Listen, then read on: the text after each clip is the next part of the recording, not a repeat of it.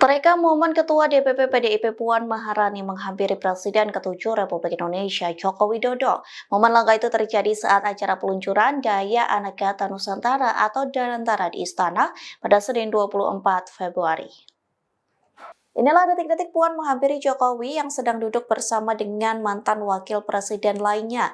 Jokowi yang sedang duduk sempat terkejut dihampiri Puan dari belakang. Mantan wali kota Solo itu langsung beranjak dari tempat duduknya. Ia menyambut baik jabat tangan dari Ketua DPR yang juga merupakan anak dari Ketum PDIP Megawati Soekarno Putri. Lantas keduanya terlihat pencengkrama sejenak. Dari gerak bibir, Puan menanyakan kabar Jokowi. Ayah Gibran Rakabuming Raka itu juga menanyakan kabar Puan Maharani. Diduga Jokowi juga menanyakan kabar Megawati. Pasalnya dari gerak bibir Puan mengatakan bahwa baru saja pulang dari umroh sehingga belum bisa datang ke acara tersebut.